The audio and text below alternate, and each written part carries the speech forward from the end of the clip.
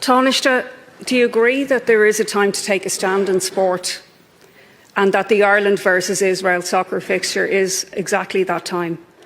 So we should have a boycott, Taoiseach, supported by the state and the entire population. We should not be complicit in normalising a team that's integrally connected to a genocide, to racism against Palestinians and to the oppression of the Palestinian people. Ireland has been in this situation before, if you go back to apartheid, the IRFU and the 1980s.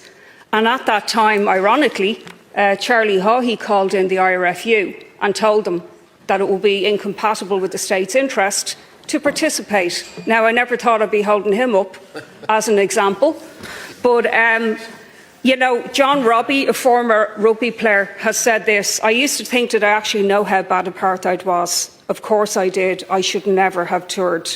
I consider it a stain that will never leave me. And this will be a stain on Irish soccer and on the young players as well that are being encouraged to participate in this by the Taoiseach, and it seems by yourself.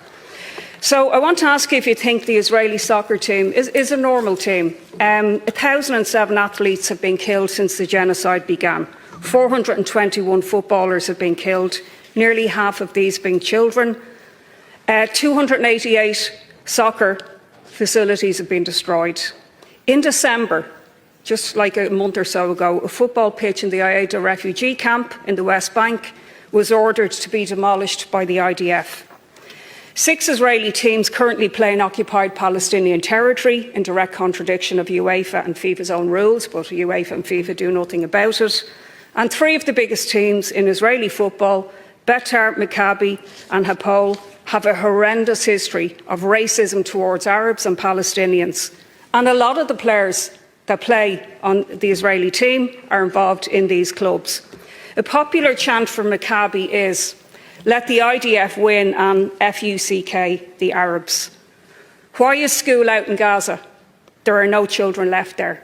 That's a chant from one of the soccer teams. Those chants ended in riots when Maccabi travelled to Amsterdam.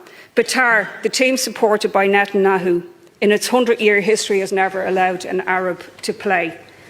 Racism is very normalised. Now, I want to mention as well the Israeli women's football team. They made a disgusting propaganda video where they swapped their Israeli jerseys for IDF uniforms in 2024.